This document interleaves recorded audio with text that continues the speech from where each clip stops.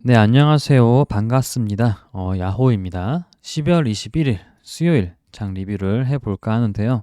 어제와 그리고 오늘 이렇게 이틀 연속으로 녹화를 할 수 있게 됐는데 요즘에 제가 운동을 좀 하다가 조금 다쳐가지고요. 이렇게 하다 보니 시간이 좀 나서 이렇게 녹화를 할 수 있는 여유가 좀 생겼습니다. 자, 일단 오늘 뭐 지수는 뻔하죠. 요즘에 뭐 되게 지지부진한 흐름 이어가고 있고요. 뭐 특별히 어떤 모멘텀이 없다 보니까 어제 방송에서 말씀드린 대로 그러니까 이렇게 뭐 의미 있는 그런 움직임은 나오지 않고 있다라고 볼 수 있겠습니다. 자, 그래서 공부한 것을 한번 봐볼게요. 자, 공부를 어떻게 했냐면 어, 뉴스는 뭐 완전 새로운 건 없었고요. 완전 새로운 거는 이제 정치적인 뉴스로 이제 젤렌스키가 미국에 방문해서 바이든을 만난다 뭐 이런 게 하나 있었고 나머지는 뭐 계속 나왔던 얘기들이죠. 이렇게 코로나 확진자가 늘어나고 있고 중국 좀 많이 위험해진다 뭐 이런 것들 그리고 나오고 있습니다. 뭐 그렇게 큰 뉴스는 없었던 것 같아요. 네, 그래가지고 이렇게 봤을 때 저는 오늘 어떻게 매매했냐면 일단 코로나 치료제 거기 관련주에서 매매를 했어요. 일단 매매한 것을 보여드리자면 샤페론이라는 종목을 이렇게 매매했었고 계좌 두 개를 쓰고 있죠. 그래서 여기서 일동제약이라는 종목에서 이렇게 수익을 냈었고 총 500 정도 수익을 냈는데 완전 여기서 일동제약 그리고 여기 이거 샤페론 이거 두 가지는 완전 뭐냐면은 코로나 치료제 관련주죠. 코로나 치료제. 제가 오늘 코로나 치료제 관련주를 매매한 이유는 일단 말씀드릴게요. 자, 제가 일단 오늘 지수도 이렇게 좀 갭 뜨고 시작했지만 좀 빠져주면서 이렇게 빠져졌는데 저는 지수가 빠지는 원인을 세 가지로 생각을 했습니다. 첫 번째가 뭐냐면 경기 침체. 이거 계속 얘기 나왔던 거죠. 앞으로 소비가 줄면서 경기 침체가 우려된다. 그리고 두 번째가 코로나 확산. 이거는 비단 우리나라뿐만이 아니라 중국도 마찬가지고 중국발 변이가 생기면서 많이 좀 위험해질 수 있다. 이런 우려가 많이 나오고 있죠. 그리고 세 번째가 러시아 리스크. 저는 이 세 가지가 지수가 하락을 한다면 시장에 참여하는 사람들이 원인을 어떤 걸로 생각을 할까? 그런 걸 생각해 봤을 때 그 경우의 수가 이 세 가지라고 생각을 했습니다.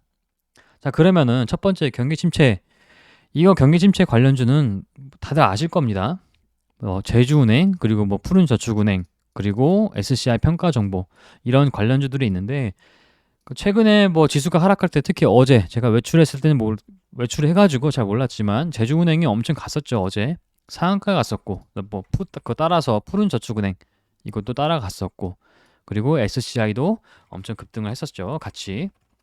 자, 그런데 이런 게 급등하는 원인은 일단 제주은행이 대장주였죠. 어제는 상한가를 갔어요. 그리고 최근에 얘의 움직임을 보면은 경기 침체가 우려돼서 올라가는 그런 움직임이 아니라 얘는 매각설이 있어요. 매각설이 있기 때문에 얘가 급등을 하면 때마침 지수가 빠져주면은 사람들은 얘가 급등하면은 지금 경기 침체에 대한 우려가 큰가 보다라고 생각을 해서 후발주들이 같이 올라가줘요. 푸른저축은행도 어제 그래서 21%까지 급등을 했었고 SCI 평가 정보도 마찬가지고 그러면은 결국에는 지수가 빠지면은 일단 경기 침체라고 인식을 하면 이 세 가지 주가 움직일 수 있는데 사실은 좀 뜯어보면은 제주은행은 경기 침체 우려보다는 매각설에 의해서 올라가는 경향이 있고 그리고 이미 시세도 많이 반영되어 있다 보니까 첫 번째 경기 침체는 이 이유는 오늘 지수가 하락했을 때 이쪽으로 몰릴 것 같지 않다고 제가 판단을 했어요. 그래서 경기 침체는 배제를 했고요.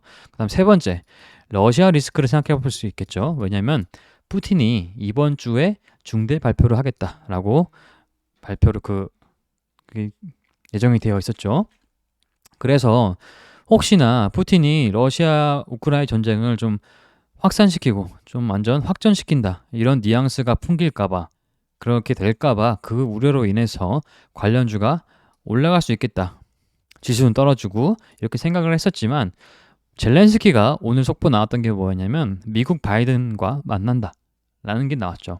그럼 일단은 러시아 젤렌스키 대통령과 미국 바이든이 면담을 한다면 어떤 얘기가 나오겠어요? 당연히 전쟁을 억제시키고 그리고 전쟁 후 재건에 대한 얘기도 나올 거고 어쨌든 간에 전쟁을 좀 확전시키고 막기 위해서 그런 이야기들이 많이 나오겠죠. 그럼 재건주대에 올라요. 일반적으로는 그래요. 그래서 오늘 데모 대표적인 재건 대장주 이 친구가 오늘 6%나 급등한 채로 시작을 했어요. 갭이 뜨고 이렇게 그런 이유 때문에. 그럼 그런 상황에서 러시아 리스크는 주목도가 많이 떨어진다고 제가 판단을 했고 남은 이슈는 코로나라고 생각을 했습니다. 그리고 마침 제가 아침에 공부를 할 때 보니까 자 여기서 보건적 뉴스를 보면 우리나라도 지금 최다 확진이래요. 겨울 재유행 이후로 87,000명. 그리고 뭐 위중증 환자도 올라가고 있고 그런 상황에서 치료제 처방이 높이는데 집중을 해야 할 시기라고 나오고 있죠. 그리고 마스크 해제가 23일에 논의가 되는데 이게 조금 애매해졌다. 뭐 이런 뉘앙스가 나오고 있죠. 그러면은 결국에는 중국이 코로나가 확진 퍼지는 게 중국 이슈뿐만 아니라 우리나라에도 굉장히 많이 영향을 미치고 있다라고 판단해 볼 때 코로나 치료제 관련주들 보면은 샤페론도 코로나 치료제죠. 이 친구도 차트도 좋았고 일동제약 좋았고 이렇게 판단해서 두 가지를 매매했었어요. 샤페론 같은 경우에는 뭐 이거 코로나 치료제 아니어도 오늘 그 뉴스가 있었죠. 한번 찾아볼까요?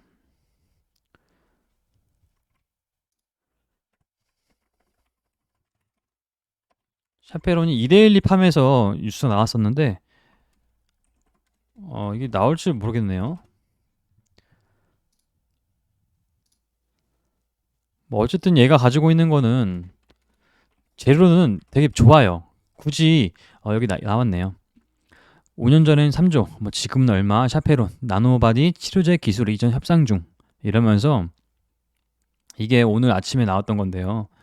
이 뉴스가 뭐 어쨌든 지금 이 친구가 가지고 있는 이 재료 코로나 치료제뿐만 아니라 이 친구가 가지고 있는 뭐 기술 이전 관련된 재료 나노바디 뭐 이런 것도 굉장히 항체 치료제도 되게 밸류가 높다 뭐 이런 판단이 있으니까 전체적으로 시장 자체도 메가의 CAC가 오늘 굉장히 강하게 갔죠. 갭뜨면서 이건 왜 갔냐면 중국 코로나 확진자가 급등하니까 응급의료기기가 수요가 증가할 거라는 그런 전망 때문에 급등했던 거예요. 그럼 거의 뭐 확실한 거죠. 오늘 시황은 코로나다.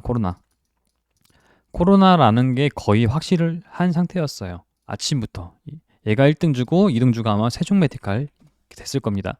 그리고 세종 메디칼은 얘는 그 응급 의료기기도 있지만 치료제도 있어요.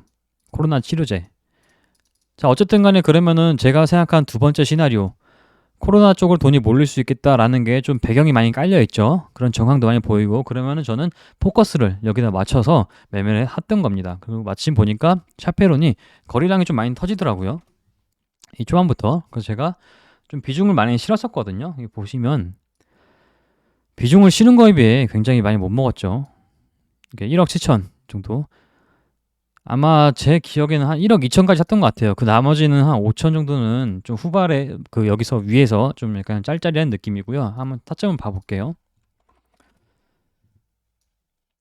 여기 초반에는 뭐 되게 단주 이렇게 좀 사고 팔고 하다가 이때쯤부터 많이 샀을 겁니다. 이때쯤부터 거래량이 들어오길래 이때 많이 샀죠. 이때. 그래서 제가 만 몇천 주 샀다가 여기까지 올라왔을 때까지만 해도 수익이 거의 한 400만 원 가까이 켜졌었는데 이게 좀 움직임이 좀 그렇더라고요. 그러다 보니까 오늘 요즘에 또 그 수급이 많이 죽어 있으니까 가급적이면 수익 줄 때 튀자라는 생각으로 그냥 이쯤에 팔아버렸어요. 그러다 보니까 좀 되게 이때 팔아버려가지고 한 1% 정도밖에 먹지를 못했는데 그 이후에 엄청 가긴 하더라고요. 자, 근데 어쨌든 이건 놓쳤고 그러면 남은 게 뭐가 있냐? 일동제약도 그 재료 아시죠? 다들. 얘도 치료제하면 빠지면 섭하죠. 이 친구도 굉장히 치료제로 엮이면 굉장히 잘 가주는 그런 친구입니다. 아침부터 좀 샀었어요. 사가지고 이쯤에는 그냥 뭐 매도는 단주고 이렇게 사가지고 계속 모으다가 모았죠. 그래서 대략 2,000주 가까이 모았을 겁니다. 그 다음에 시세가 올라올 때 이쯤에서 다 이제 정리를 했고요. 이렇게 매매를 했는데 뭐 어쨌든 간에 시장의 분위기를 잘 파악했고 그리고 어떤 종목이 돈이 몰릴 수 있는가라고 판단을 하고 그리고 호가를 보고 비중을 실을 수 있는가 판단됐으면 이렇게 매매를 해서 좀 깔끔하게 매매하고 끝냈습니다. 그리고 이제 어제 영상을 올렸다가 뭐 이야기를 할 게 하나 생각났는데요. 이 얘기를 하면 좋을 것 같아요. 자, 일단 그 주도주란 얘기가 많이 나오죠. 주도주. 그래서 이 얘기를 제가 왜 하냐면 많은 사람들이 주도주에서 매매를 해야 한다는 그런 강박증 그리고 잘못된 관념이 있는 것 같아요. 잘못된 고정관념. 이 주도주란 얘기가 애초에 주도주가 뭘까요? 주도주란 무엇일까? 이것부터 조금 정의를 생각을 해볼 필요가 있겠다라는 생각이 드네요. 자, 주도주란 원래 미국에서 케인스라는 경제학자가 말했던 그런 거기서 좀 따온 거예요. 그러니까 어떤 그 사람이 뭐 어떻게 말했냐면 케인스라는 경제학자가 과거에 주식 시장은 미인 대회와 같다라고 말을 했었어요. 이 시장은 미인 대회다. 이게 뭐냐면 내가 이뻐 보이는 그런 사람을 뽑는 게 아니라 많은 사람들이 관심을 가지고 있는 그리고 많은 사람들이 이쁘다고 생각하는 그런 사람을 뽑는 것처럼 주식시장도 마찬가지로 인기 있는 종목을 매매를 해야 된다. 이게 이제 우리나라 좀 넘어오면서 우리나라 시장에서 좀 맞게 해석을 하자면 단타 환경에서는 이렇게 말할 수 있겠죠. 많은 사람들이 관심을 가지고 있고 그리고 변동성이 큰 거. 한마디로 그날의 테마주. 오늘 같은 경우는 아까 제가 보여드린 메가의 CS 뭐 그런 종목을 말할 수 있겠죠. 한마디로 거래량이 굉장히 활발하게 움직여주고 그리고 변동성이 좀 큰 거. 그러니까 뭐 올라갈 때 확 올라가지고 이런 애들. 자, 이런 거를 이제 주도주라고 생각할 수 있는데요. 뭐 이렇게 말하면은 뭐 많은 사람들이 부인을 하지 않을 것 같아요. 그럼 여기서 이 두 가지를 좀 나눠서 생각을 해볼까요? 거래량과 그 변동성. 이 두 가지가 나눠서 생각해서 좀 우선순위를 본다면 어떤 게 더 중요할까요? 거래량과 변동성이 있다면 당연히 매매를 좀 해본 사람들은 아실 겁니다. 거래량이 훨씬 중요해요. 변동성은 사실 중요하지가 않아요. 이것도 말씀드릴 테지만 사실 뭐 많은 분들은 변동성이 중요하다고 생각하시는 분들도 많죠. 뭐 수익률이 중요하다고 생각하시는 분들 많으니까. 근데 거래량이 제일 중요한 이유가 뭐냐면요. 거래량이 중요한 이유는 거래량이란 결국엔 뭘 얘기하냐면 호가예요, 호가. 호가가 많냐 적냐랑 이어집니다. 거래량이 활발하면요. 호가의 움직임도 활발하다는 뜻이겠죠. 그러면 보통 이런 종목들은 호가가 두꺼워요. 그 말은 즉 뭐냐면 제일 중요한 궁극적으로 제일 중요한 비중을 실을 수가 있다는 뜻이에요.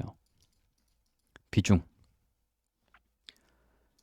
어차피 트레이딩은 결국 끝은 뭐냐면요. 비중을 많이 사가지고 수익금을 키우는 게 그 트레이딩의 그냥 종점이에요. 종점.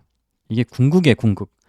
근데 그 많은 고수들이 주도주를 매매를 해야 된다라고 말하니까 이 말 뜻은 사실 뭐냐면요. 거래량이 활발한 종목에서 매매를 해야 된다. 즉 내가 억 단위로 비중을 크게 실은 다음에 엑시트 할 때 한마디로 수익 실현하거나 손절할 때도 내 호가를 다 받쳐줄 수 있는 그런 호가가 있는 종목에서 매매를 해야 한다는 뜻이거든요. 그런 뜻이거든요. 그러면은 이거는 초보들이 어떻게 해석을 하냐면 만약에 오늘 메가의 CS 발음이 잘 안 되네 이거. 메가의 CS 이 친구가 대장이었죠. 코로나 완전 대장주였어요. 그럼 여기서 내가 매매를 하지 않았으면 내가 여기서 코로나 치료제에서 매매를 안 하고 그러니까 예를 들면 아침에 재건주에서 수익을 냈어요. 그럼 초보들은 이렇게 생각할 수 있어요. 아, 오늘 주도주는 코로나인데 내가 왜 재건주에서 매매했지? 내가 잘못 매매했구나. 이게 완전히 잘못 오해하고 있는 거예요. 고수분들이나 다른 분들이 주도주에서 매매를 해야 한다고 강조했던 이유는 결국에는 호가 때문에 그런 거였어요. 거리량 때문에 그런 거예요. 내가 만약에 이 메가시스 한번 호가 봐볼까요? 오늘 완전 대장주였는데 메가이 CS 이 친구가 호가가 이래요. 지금 상한가 근처니까 호가가 좀 많겠죠. 원래는 더 없었을 겁니다. 상한가 근처에 오면서 거래량이 활발해지면서 많았을 텐데 일단은 뭐 이렇게 봐가지고 지금 매도 호가가 안 나오니까 일단 뭐 이등주로 봐볼까 그러면?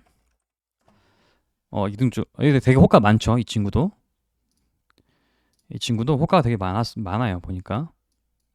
자, 이 친구 봐볼게요. 호가가 굉장히 두꺼워요. 내가 만약에 여기서 두 호가를 먹고 산다고 치면은 총 뭐 대략적으로 한 4만 주, 5만 주 산다고 쳐봐요. 그러면 얼마냐면 1억 5천이에요. 1억 5천. 정말 많이 살 수도 있고. 그리고 엑시트한 내가 만약에 이거 판다면은 여기 지금 당장 4만 주 있죠. 뭐 손절을 하든 수익 실현을 하든 당장 내 물량을 사줄 그런 물량이 있는 거죠. 그러니까 이 친구는 비중을 실을 수 있는 종목이에요. 자, 봐볼게요. 그러면 얘가 변동성을 봐볼게요. 아침에 갭이 떴어요. 지금 이때는 보시면 아시다시피 거래량이 1분 동안 12,000주죠.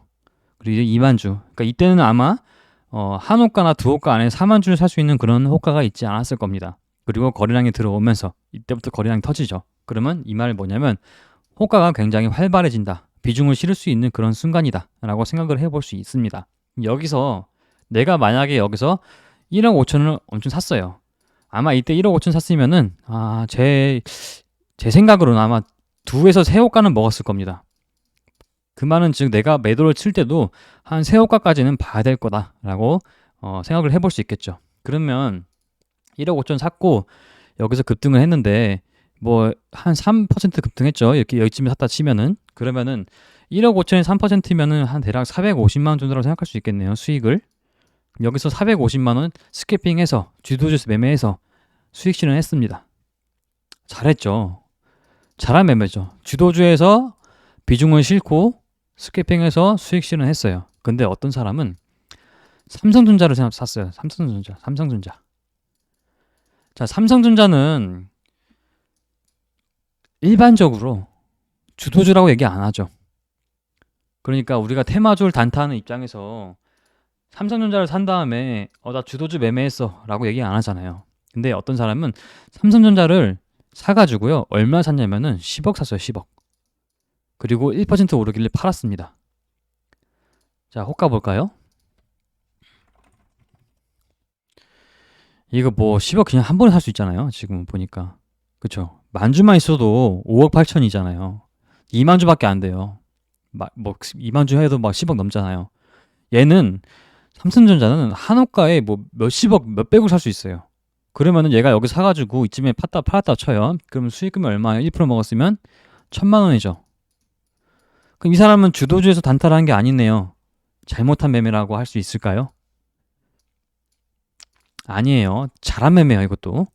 결국에는 비중을 실을 수 있냐 없냐 이게 중요한 거지 그날 시장의 주도주냐 아니냐 이건 전혀 중요하지 않아요. 그래서 많은 분들이 오해하는 게 많은 그 뭐 고수나 뭐 트레이더 분들이 뭐 주도주에서 매매를 해야 된다 이렇게 말해버리니까 약간 잘못된 고정관념이 생겨버린 거예요. 아, 주도주 그날의 테마주에서 무조건 매매를 해야 되는구나. 그게 아니에요. 그냥 내 호가 내가 비중을 좀 실을 수 있고 이 비중을 싣고 수익 실현했을 때 엑시트를 할 수 있냐 없냐 이게 중요한 거죠.